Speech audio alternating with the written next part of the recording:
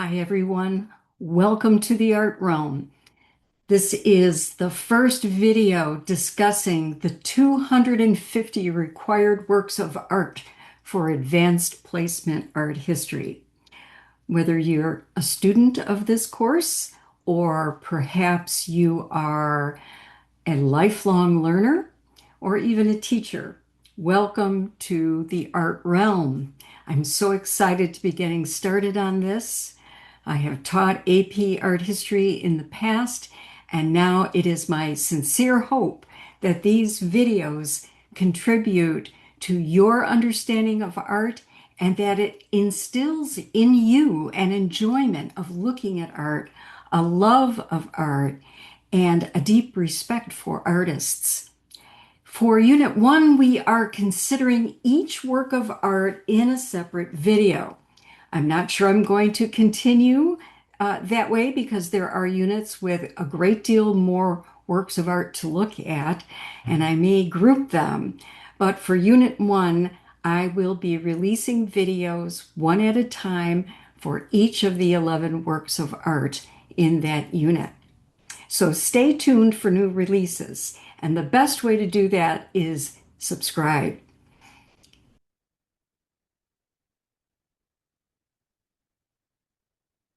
There are 11 total works of art in this unit. Today, we will focus on the Apollo 11 stones. This animal, drawn in charcoal on a hand-sized slab of quartzite, was found buried on the cave floor along with 6 other fragments. The cave is known as the Apollo 11 Caves, and it's a group of caves in Namibia, which is in Africa. These signify evidence of early artistic expression in the world. This development indicates a cognitive shift in the human mind, a dawning of spiritual awareness and imagination, along with abstract symbolic thinking.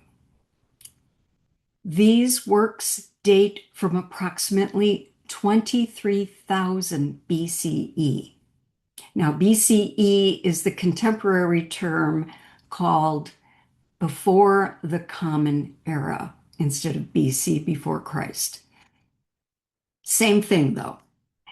As in Paleolithic European cave paintings that we will look at next, the artist has represented the animal in profile with all 4 legs visible. The artist captured a sense of movement by placing the legs on angle, so we get a feeling that it's not a static image. We will see that this approach, which provides clarity about the subject, if we saw it from the front, it would look like it only had 2 legs. But we know, because it's in profile, that this animal has 4 legs. So this approach continues through Egyptian art. Rock art played an important role in ritual shamanistic practice among southern African hunter-gatherer communities. Painting and engraving traditions developed into a highly sophisticated way of expressing complex beliefs about the supernatural world. A particular feature of the rock art of where this was found, where the Apollo 11 caves are, it's known as Tweefeldfontein, is its integration with the surroundings. So the artist carefully chose where to place the works of art, and usually they were placed deliberately in cracks or fissures, which probably served as entry points to the supernatural world. The site as a whole forms an extensive record of ritual practices relating to hunter-gatherer communities in this part of southern Africa. And you can see on the right the map showing you the location of where we are with this work of art. For an advanced understanding of this work, beyond the contextual information I've provided, do the following. And the reason I'm suggesting this, and I will do this in each video, is that the study of AP art involves formal analysis, in which I gave some basic training on the visual elements and the principles of design in earlier videos. Please take a look at them. So you'll have to know formal analysis, things that you can observe with your eyes.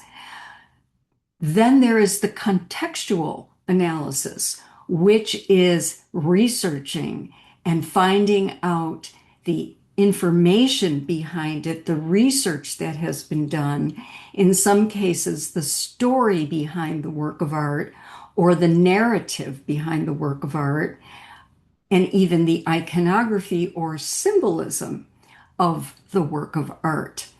So there are many, many aspects of a work of art that you will be expected to know, not just when it was made, where it was found, the whole picture, the cultural significance, the social significance, the religious significance, all of that background contextual information. So to have this advanced understanding of this example from the Apollo 11 stones, there are a total of about 7 of them, do the following. Analyze this work of art formally. So look at those videos that I made on how to look at art. Number 2, research and answer these questions. Who discovered this work of art? Why is the location of its discovery called the Apollo 11 caves? At the time of the discovery, the art at this location was the oldest in the world at approximately 27,000 BCE. Where are the oldest examples found to date located now? So there have been more discoveries since this was discovered in the 1960s. Where are those now? When do they date to? What evidence in this and other examples from the Apollo 11 find lead experts to believe it had a ritual purpose? Finally, compare this drawing with drawings from the Great Hall of Bulls that we will be looking at next at Lascaux in France. For this information, I used the following sources that I highly recommend. By the way, as long as we're talking about sources, please don't fall into the trap of looking at AI. AI is like a librarian. It knows how to file and find things. Researchers are completely different. AI does not research. It cannot make the connections that you and I can make. It cannot synthesize the information. And that's kind of what I'm doing for you. I am synthesizing information from reliable sources to help you get through all the piles of information out there. And I do recommend that you look at the sources that I synthesized or distilled my information from. And these were Smart History. And all you have to do is get into smarthistory.com and then search for whatever work of art in the program that you're searching for. So I went to Smart History, and I also went to the Bradshaw Foundation, which is a foundation for the preservation of rock art throughout the world. And you'll find that website very, very interesting. Most of these works of art, especially if they are large complexes like the Apollo 11 caves, are UNESCO World Heritage Sites. So I also recommend that you look at those. Another really good source is Google Arts and Culture. So those are your sources for the Apollo 11 stones. I'll see you next time.